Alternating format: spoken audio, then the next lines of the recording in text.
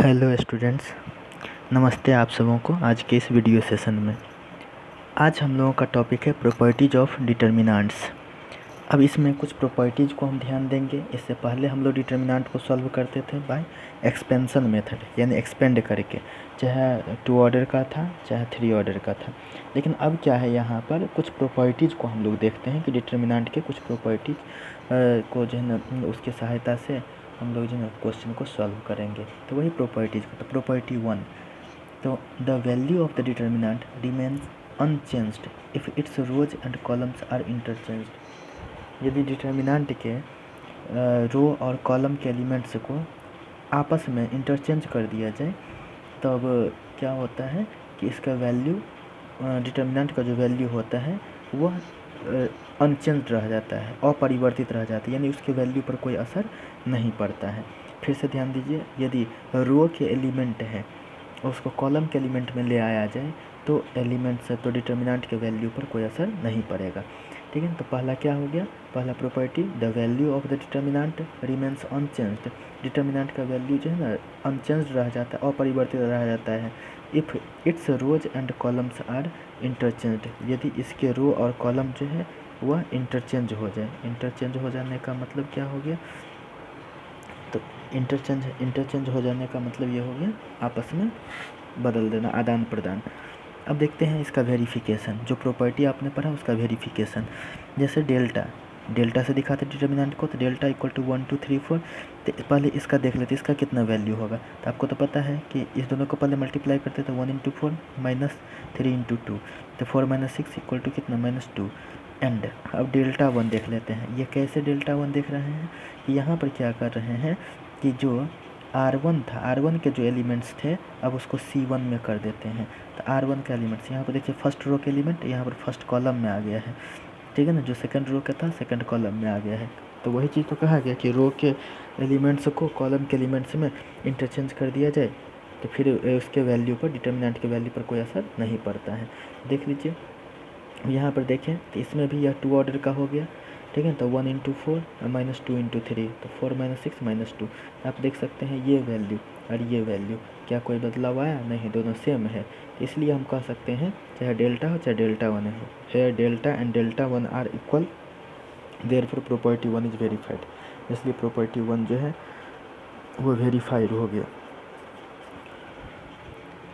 अब जो है ना नेक्स्ट देखते हैं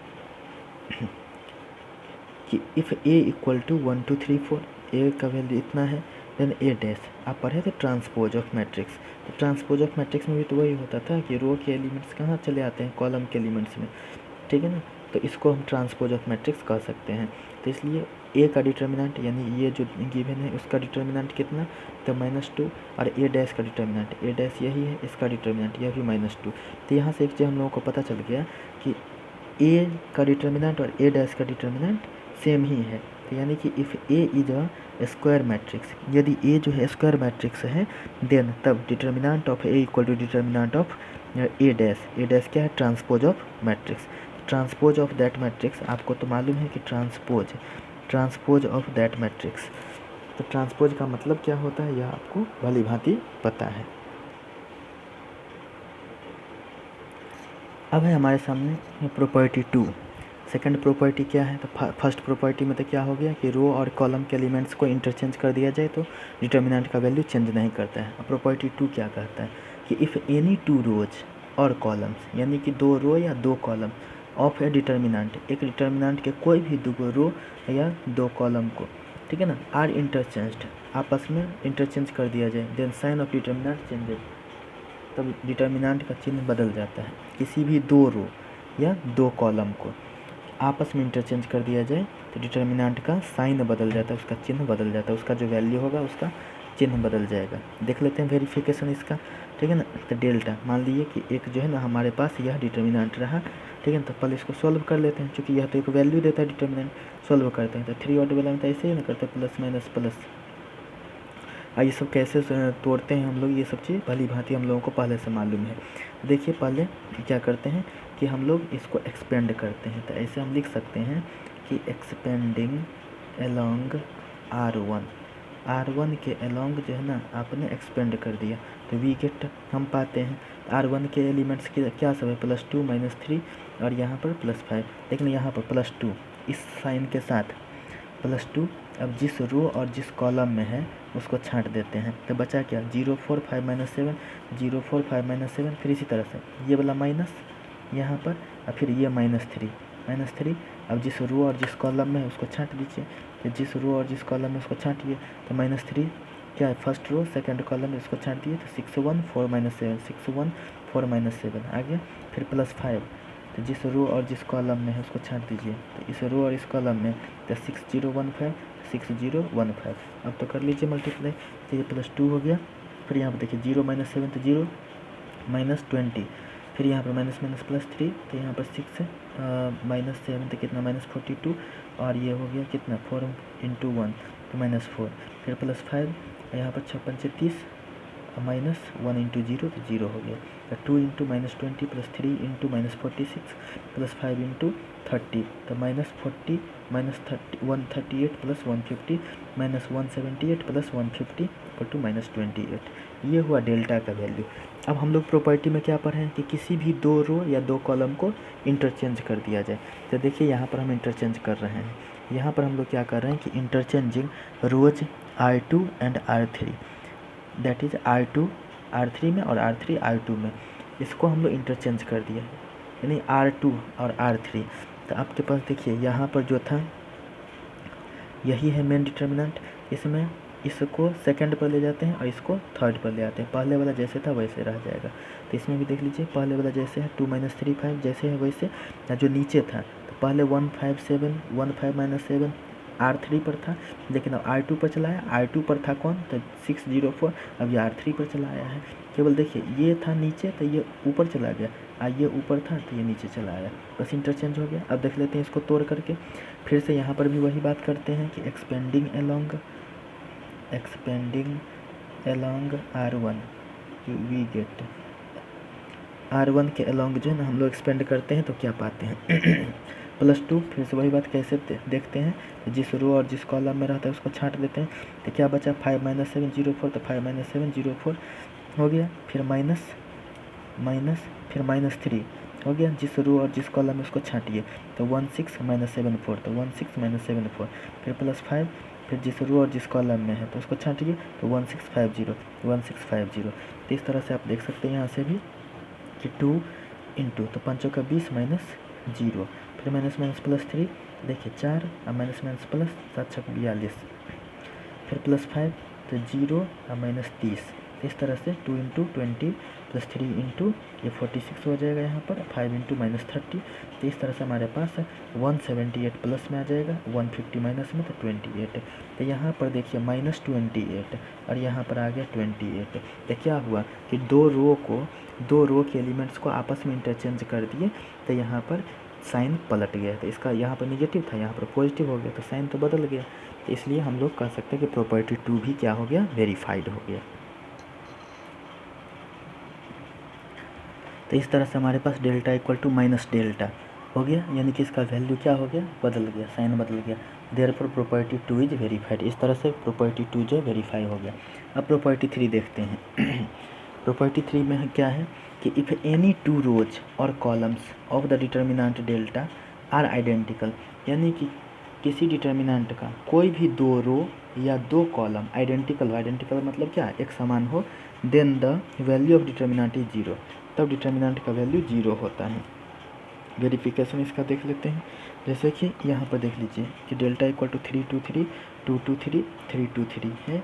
इसको भी जब हम 3 ऑर्डर के डिटर्मिनेंट से इसको तोड़ लेते हैं तो प्लस माइनस प्लस, तो इसको जब तोड़ लेते हैं देख लीजिए फिर +3, जिस रो और जिस कॉलम में +3 उसको छांट दीजिए, तो 2 3 2 3 2 3 2 3, फिर -2 जिस रो और जिस कॉलम में है उसको छांटिए, तो 2 3 3 3 2 3 3 3, फिर +3 तो +3 आ गया, जिस रो और जिस कॉलम में छांटिए, तो 2 3 2 2 2 3 2 2, इस तरह से +3, तो 6 - 6 -2, तो कैसे 6 - 6 फिर -2, तो 6 - 9, फिर +3 4 - 6 4 - 6, तो 3 × 0 -2 × -3, फिर +3 × -2, तो 0, ये हो गया माइनस माइनस प्लस 6 और माइनस 6, तो कितना हो गया, ये 0 हो गया।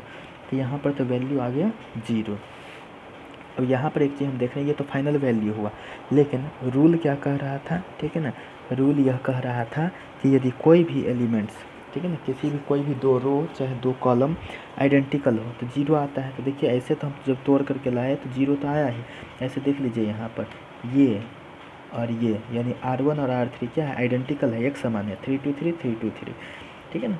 तो इसलिए तो यहाँ पर लिखा हुआ है कि here R1 and R3 are identical because they have equal corresponding elements, यानी कि उसके जो करस्पॉन्डिंग एलिमेंट्स है वो इक्वल हैं। देख सकते हैं यहाँ पर 3 तो 3, 2 तो 2 और फिर 3 तो 3। R1 और R3 के एलिमेंट्स आइडेंटिकल हैं, इसलिए डेल्टा का वैल्यू 0 एंड डिटर्मिनेंट का वैल्यू 0। इस तरह से प्रॉपर्टी 3 इज वेरीफाइड, इस तरह से प्रॉपर्टी 3 वेरीफाई हो गया। अब है property 4, if each element of a row और ए कॉलम, यानी कि किसी रो या किसी कॉलम के प्रत्येक एलिमेंट ऑफ ए डिटर्मिनेंट, किसी डिटर्मिनेंट का, यानी किसी डिटर्मिनेंट के किसी रो या किसी कॉलम के elements is multiplied by a constant के, उसको यदि कांस्टेंट के से मल्टीप्लाई कर दिया जाए then its value gets multiplied by K, तो डिटर्मिनेंट का भी वैल्यू उस के से मल्टीप्लाई हो जाएगा। अभी तक बात क्या थी कि किसी एक रो या किसी एक कॉलम के एलिमेंट को हम के से मल्टीप्लाई करते हैं, तब क्या होगा, टोटल डिटर्मिनेंट का ही जो वैल्यू आता वही के से मल्टीप्लाइड हो जाएगा। वेरिफिकेशन देख लेते हैं हम लोग, जैसे एग्जांपल के तौर पर देखिए डेल्टा इक्वल टू 1 2 3 4, तो इसको तो तोड़ लीजिए 1 इंटू 4 और फिर माइनस 3 इंटू 2, तो 4 माइनस 2 तो कितना, 4 माइनस 6 तो इक्वल टू माइनस 2। अब क्या किए हैं, तो किसी कांस्टेंट के कुछ भी हो सकता है, 3 4 कुछ भी हो सकता है, इससे मल्टीप्लाई कर दीजिए किसी रो या किसी कॉलम को। तो यहाँ पर मान लेते हैं कि R1 पर मैंने क्या किया है, 3 से मल्टीप्लाई कर दिया R1 के एलिमेंट्स को। तो देखिए इसको एक नया डिटर्मिनेंट बन गया, तो डेल्टा 1 हो गया। चलिए 3 से मल्टीप्लाई करते हैं R1 के एलिमेंट्स को, 3 इंटू 1 तो 3, 3 इंटू 2 तो 6, और नीचे 3 4 जैसे वैसे। अब इसको तोड़िए आप, तो देखिए 3 इंटू 4 फिर माइनस 3 इंटू 6, इस तरह से 12 माइनस 18 यानी माइनस 6। इसको यदि हम लिखना चाहें तो क्या सो लिख सकते हैं, 3 इंटू माइनस 2 लिख सकते हैं। 3 तो देख लीजिए 3 यहाँ पर ये ना कांस्टेंट के था, ये कांस्टेंट के था, ठीक है ना, तो ये तो 3 हो गया, ये क्या हो गया, ये 3 हो गया। इंटू माइनस टू देखिए तो यहाँ पर डेल्टा था, यानी कि delta 1 equal to 3 into delta, यानी कि हम देख रहे हैं कि यहाँ पर किसी एक रो के एलिमेंट को 3 से मल्टीप्लाई किए, यहाँ पर ये टोटल का टोटल डिटर्मिनेंट ही 3 से मल्टीप्लाइड हो गया। देयरफॉर प्रॉपर्टी 4 इज वेरीफाइड, इसलिए प्रॉपर्टी 4 जो है यहाँ से वेरीफाई हो गया। अब देख लेते हैं प्रॉपर्टी 5 को। प्रॉपर्टी 5 क्या है कि इफ़ सेम और ऑल एलिमेंट्स इफ़ सम और all elements of a row और कॉलम ऑफ ए डिटर्मिनेंट, यानी किसी डिटर्मिनेंट के किसी भी रो या किसी कॉलम के कुछ एलिमेंट या सारे एलिमेंट्स आर एक्सप्रेस्ड प्रकट किए जाते हैं एज सम ऑफ, ठीक है ना, योग के रूप में। कितने के योग, तो 2 और मोर टर्म्स, 2 या 2 से अधिक पदों के योग के रूप में उसको जो प्रकट किया जाता है। Then the determinant can be expressed, तब डिटर्मिनेंट को कैसे प्रकट किया जा सकता है, एज द सम ऑफ 2 और मोर डिटर्मिनेंट, तब 2 या 2 से अधिक डिटर्मिनेंट के रूप में उसे एक्सप्रेस किया जा सकता है, प्रकट किया जा सकता है। जैसे देख लेते हैं इसका वेरिफिकेशन, ये हो गया प्रॉपर्टी 5 का वेरिफिकेशन, ठीक है। तो यहाँ पर जैसे देख लीजिए कि यहाँ पर क्या है कि एक कोई डिटर्मिनेंट है, इस डिटर्मिनेंट का एक रो के एलिमेंट्स 2 टर्म के सम के रूप में है, 2 टर्म के सम के रूप में। तो प्रॉपर्टी 5 भी तो यही कह रहा था कि किसी डिटर्मिनेंट के किसी एक रो चाहे किसी भी कॉलम के जो कुछ एलिमेंट या सारे एलिमेंट्स 2 या 2 से अधिक टर्म के रूप में रहता है, 2 या 2 से अधिक पदों के रूप में प्रकट किया गया रहता है, तो डिटर्मिनेंट को भी 2 या 2 से अधिक डिटर्मिनेंट के रूप में लिख सकते हैं। यहाँ पर देखिए R1 के एलिमेंट्स जो है 2 टर्म के सम के रूप में है, R2 तो बस वैसे ही है, R3 ऐसे ही है। तब इसको हम 2 डिटर्मिनेंट के रूप में लिख सकते हैं, कैसे, तो देख सकते हैं यहाँ पर फर्स्ट वाला था A1 A2 A3, A1 A2 A3, फिर नीचे B1 B2 B3 C1 C2 C3 जैसे वैसे। फिर यहाँ पर प्लस था तो यहाँ पर प्लस दे दिए, फिर lambda 1 lambda 2 lambda 3, lambda 1 lambda 2 lambda 3, B1 B2 B3 C1 C2 C3 जैसे वैसे रह जाएगा, ठीक है ना। तो इस तरह से प्रॉपर्टी 5 जो है ना वेरीफाई हो गया। अब है क्वेश्चन है कि show that A B C A plus 2x B plus 2y C plus 2z x Y Z equal to 0, ये शो करना है कि इतना बराबर इतना होगा। इसको जब शो करना है तो प्रॉपर्टी का यूज कीजिए। ऐसे तो तोड़ सकते थे आप, कैसे प्लस माइनस प्लस करके जो है ना तोड़ करके पूरा जो है ना आता लंबा लंबा सा, ठीक है ना, इसका सॉल्यूशन। लेकिन यहाँ पर प्रॉपर्टी को जो पढ़ लिया है तो इस तरह से हम लोग इसको सॉल्व कर सकते हैं। और यह ऐसे सॉल्व होगा जैसे यहाँ पर LHS, यही है LHS हमारे पास, जो ABC a plus 2x B plus 2y C plus 2z x Y Z जैसे वैसे।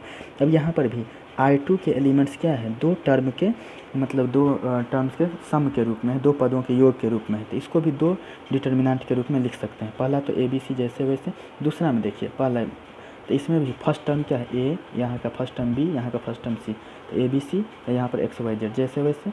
फिर अब दूसरा डिटर्मिनेंट लिखेंगे किसके हिसाब से, तो देखिए ABC जैसे वैसे यहाँ पर इसके हिसाब से 2x 2y 2z 2x 2y 2z और नीचे एक्स वाई जेड हो गया। अब यहाँ पर ABC एक्स वाई जेड है। फिर यहाँ पर क्या किया है, यहाँ पर देखिए इस R2 में 2 जो है वो क्या है, तीनों में है, तो यहाँ पर हम कॉमन ले सकते हैं।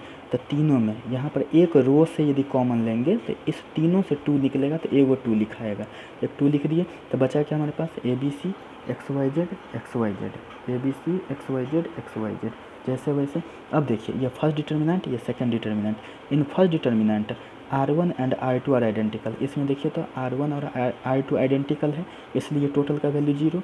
और सेकंड में देखिए R2 and R3 are identical, ठीक है ना, यहाँ पर R1 एंड R2 आइडेंटिकल है, ABC यहाँ पर R2 R3 आइडेंटिकल है। यह भी तो फार्मूला हम लोग जानते हैं कि किसी डिटर्मिनेंट का कोई भी रो या कोई भी कॉलम यदि आइडेंटिकल होता है तो उसका वैल्यू 0 होता है, इसलिए वैल्यूज ऑफ डिटर्मिनेंट्स आर 0। तो 0 प्लस 2 इंटू 0, इसका भी वैल्यू 0 प्लस 2 इंटू इसका भी वैल्यू 0 तो इक्वल टू 0। यही तो RHS था प्रूफ करना हम लोगों को, यही था RHS प्रूफ करना 0। इस तरह से यह प्रूव्ड हो गया। अब है हम लोगों के पास प्रॉपर्टी 6।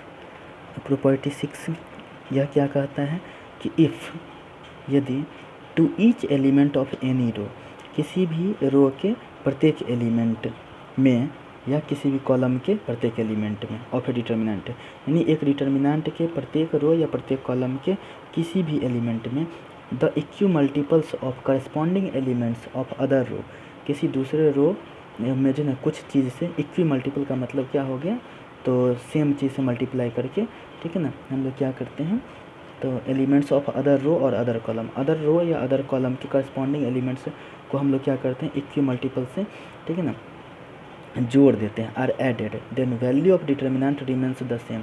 तब जो है ना क्या होता है कि डिटर्मिनेंट का वैल्यू सेम होता है, that is the value of determinant remains same, ठीक है ना, डिटर्मिनेंट का वैल्यू सेम होता है, अर्थात डिटर्मिनेंट का वैल्यू सेम होता है if we apply the operation RI tends to, यानी कि RI पर, यानी कि ith रो पर RI प्लस KRJ, यही इक्वी मल्टीपल है। इसलिए लैंग्वेज को समझना है तो इस एग्जाम्पल से समझ लीजिए, बहुत ही आसान रहेगा, तब इस लैंग्वेज को आसानी से आप समझ सकते हैं। तो यही तो हो गया कि यहाँ पर कहा गया, यह देखिए यह RI जो हो गया वह एक रो हो गया, और अदर रो के एलिमेंट्स में किसी इक्वी मल्टीपल से मल्टीप्लाई करके जोड़ दिया जाए, तो वही चीज़ ऊपर से कहा गया है कि if to each elements of any row और कॉलम, ठीक है ना, कि किसी ऑफ ए डिटर्मिनेंट, किसी डिटर्मिनेंट के किसी रो या किसी एलिमेंट के प्रत्येक एलिमेंट को क्या करना है, the equimultiple of corresponding elements of other row और कॉलम, दूसरे रो और कॉलम के इक्वी मल्टीपल को आर एडेड जोड़ दिया जाए, देख सकते हैं जोड़ दिया जाए, ठीक है ना, then the value of determinant remains same, तब डिटर्मिनेंट का वैल्यू सेम रह जाता है, कोई असर नहीं पड़ता। तो यह रो के हिसाब से देखिए तो ऐसे RI पर RI प्लस KRJ, चाहे कॉलम पर देखते तो C stands for column, CI equal to CI plus KCJ।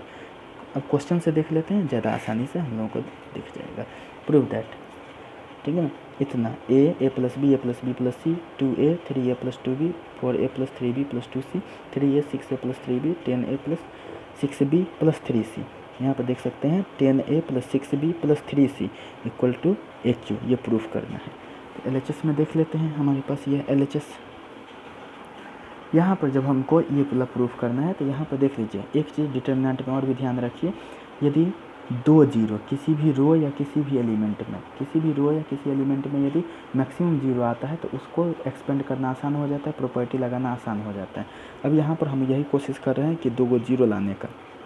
यहाँ पर a है तो इसको 2 से मल्टीप्लाई करके, तो ये 2a में से a को 2 से मल्टीप्लाई करके माइनस कर देंगे तो यहाँ पर भी जीरो। इसी तरह से 3a से 3a माइनस हो जाएगा, 3a माइनस 3 इंटू ए, तो 3a माइनस 3a कितना जीरो।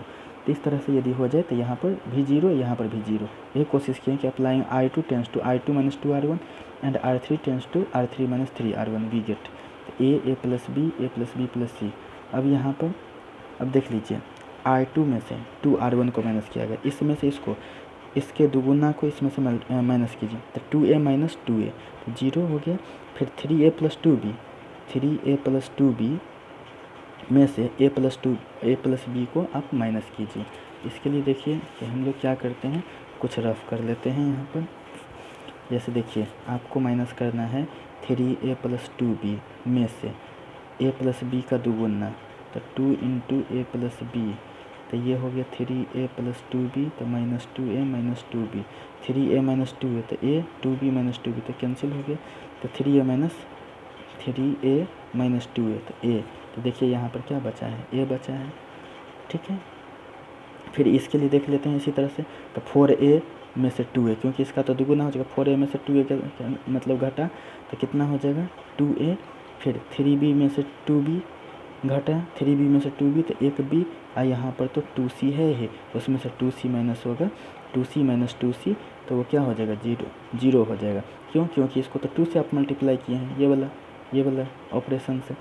चलिए तो इस तरह से r2 का एलिमेंट लिखा गया। r3 के एलिमेंट्स को लिखना चाहते हैं, देखिए इसमें से माइनस करना इसके तिगुना को, तो 3a माइनस 3a तो जीरो हो गया। फिर इसमें से इसके तिगुना को, तो 6a माइनस 3a तो ये 3a हो गया, और 3b माइनस 3b तो ये तो जीरो हो जाता। अब इसमें से इसके तिगुना को, तो 10a माइनस 3a तो 7a हुआ। फिर 6b minus 3b plus 3b, 3c minus 3c तो जीरो, यानी कि 7a प्लस 3b हो गया। अब एक चीज़ और भी हम कोशिश कर लेते हैं कि यहाँ पर हमें दिख रहा है 3a, अब इसको भी जीरो कर लेते हैं तो तीन गो जीरो हो जाएगा, और डिटर्मिनेंट में जितना नंबर ऑफ जीरो ज़्यादा रहता है तो इतना जल्दी सॉल्व होता है, ठीक है। तो इस तरह से अब हम लोग क्या कर रहे हैं, यहाँ पर हम लोग जो ना इस 3a को जीरो लाने की कोशिश कर रहे हैं। तो क्या कर रहे हैं, यहाँ पर a दिख रहा है, यहाँ पर 3a, तो यानी कि R3 पर, ये 3a कहाँ पर है, R3 पर, R3 पर 3a में से a को 3 से मल्टीप्लाई कर देते हैं, तो इसलिए R3 minus 3R2 we get. तो देखिए R1 R2 पर कुछ नहीं करना, जैसे था वैसे लिख देते हैं, तो a प्लस b फिर a plus b plus c जैसे है, R2 पर 0a 2a प्लस b जैसे वैसे। यहाँ पर 0 माइनस 0 तो 0, 3a माइनस 3 से a को मल्टीप्लाई करके माइनस कीजिए, 3a माइनस 3a तो 0, 7a प्लस 3b में से इसको मल्टीप्लाई कीजिए 3 से गुना करके, तो 7a में से 6a, क्योंकि 3 दूनी 6, तो 7a में से 6a जो माइनस होगा तो कितना a, 3b में से 3b माइनस होगा तो 0, तो यानी कि सीधे यहाँ पर a। अब इसको जो है एक्सपेंड कर दीजिए, इसलिए लिखा हुआ है कि एक्सपेंडिंग अलोंग C1 के अलोंग एक्सपेंड कर दीजिए, तो प्लस माइनस प्लस यहाँ पर भी हो जाएगा, प्लस माइनस प्लस, कोई दिक्कत ही नहीं रहेगा।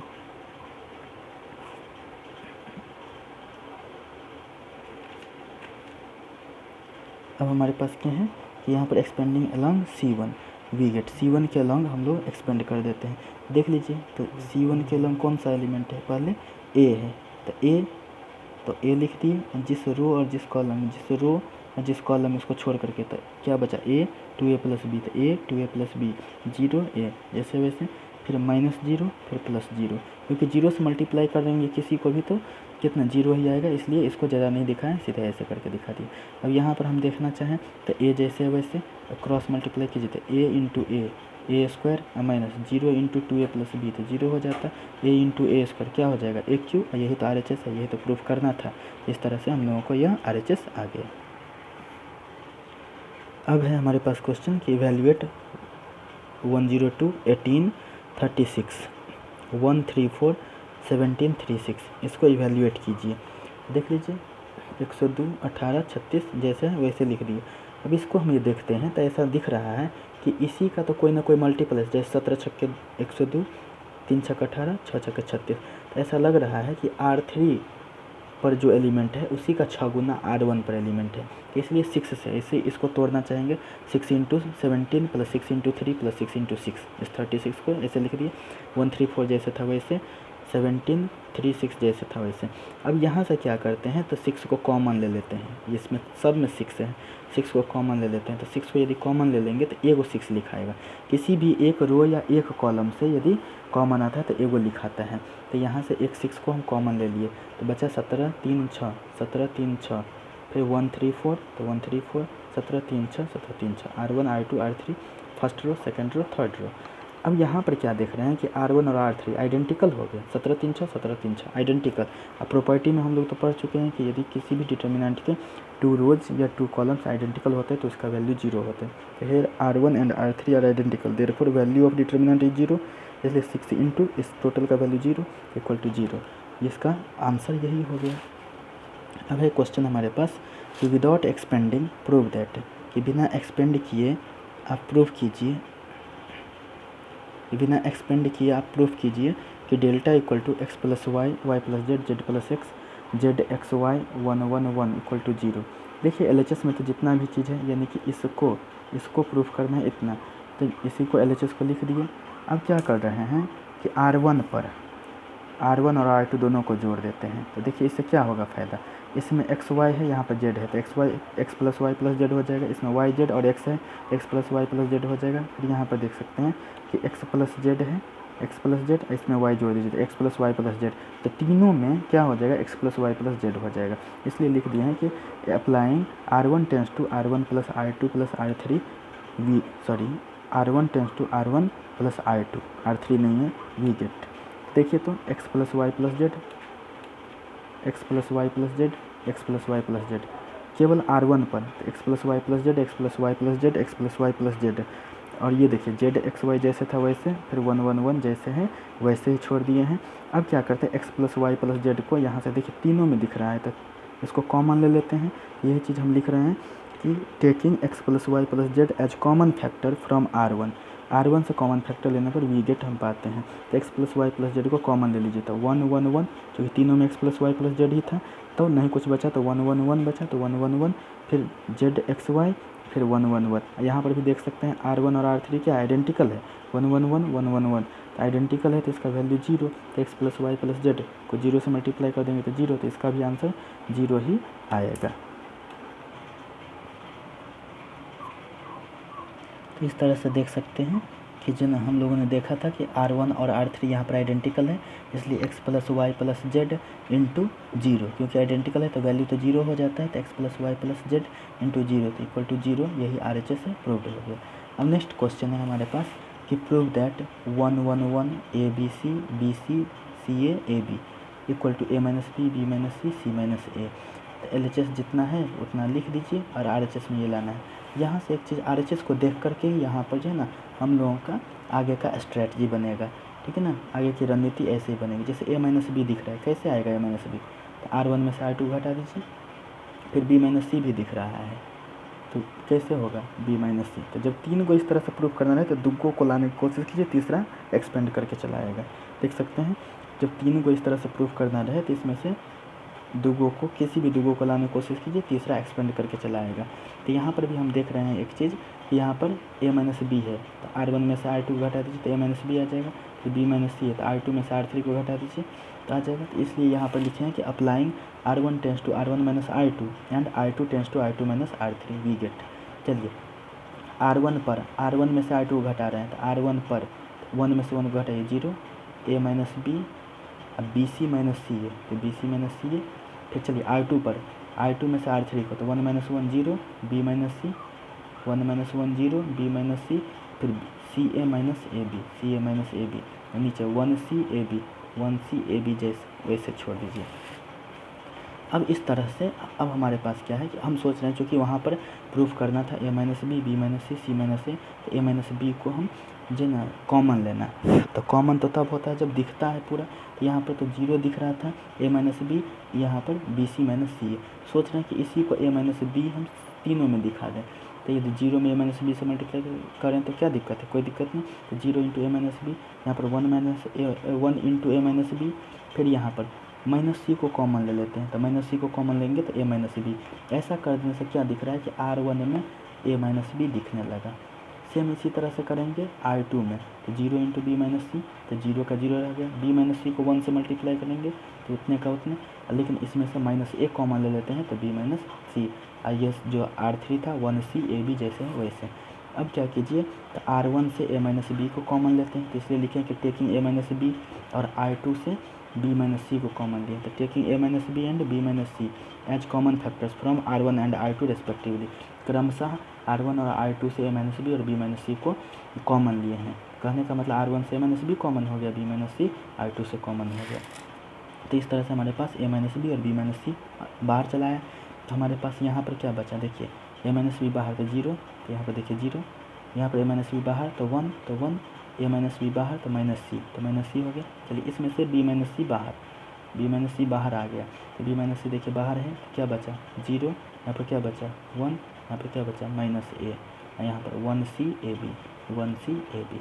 अब क्या करते हैं कि दुगो जीरो दिख रहा है C1 में, अब इसको एक्सपेंड करना आसान हो जाएगा। जब दुगो जीरो दिख जाए तो बहुत ही खुश हो जाने की ज़रूरत है, बहुत ही आराम से एक्सपेंड हो जाएगा। तो इसको एक्सपेंड करते हैं, तो किसके अलोंग, तो C1 के अलोंग। लिखे कि expanding along C1 we get, C1 के अलोंग एक्सपेंड करने पर हम पाते हैं, पहले से A minus B, B minus सी था जैसे वैसे। अब इसको तोड़ते हैं, तो देखिए तो इसके चलते भी जीरो, इसके चलते भी जीरो, अब जो कुछ भी आएगा केवल इसके चलते, तो प्लस वन। अब देखिए जिस रो और जिस कॉलम है उसको छोड़ दीजिए, तो बचा क्या वन माइनस सी, तो वन माइनस सी, वन माइनस ए, वन माइनस ए। अब देख लेते हैं, यह ए माइनस बी, यह बी माइनस सी, यहाँ पर zero minus zero plus one, तो मल्टीप्लाई कीजिए तो वन इंटू माइनस ए तो माइनस ए, फिर माइनस फार्मूला वाला, और वन इंटू माइनस सी तो माइनस सी। तो इस तरह से ए माइनस बी माइनस सी, तो यहाँ पर तो जीरो फिर वन, यहाँ पर माइनस ए, माइनस माइनस प्लस सी, तो ए माइनस बी माइनस सी, और यहाँ पर देखिए सी पॉजिटिव ए नेगेटिव, तो सी माइनस ए, यानी यही तो RHS था प्रूफ करना। तो इस तरह से हमारा ये प्रूफ हो गया। इस तरह से प्रॉपर्टीज़ का यूज करके हम लोग जिन क्वेश्चंस को सॉल्व करते हैं, और प्रूफ करने वाला ही सब टाइप का क्वेश्चन है, तो प्रॉपर्टी का यूज करके प्रूफ करने वाला ज़्यादा आसान हो जाता है। इसी तरह के क्वेश्चन से आपके एक्सरसाइज में भी फिर आप जो है इस तरह से प्रूफ कर लेते हैं।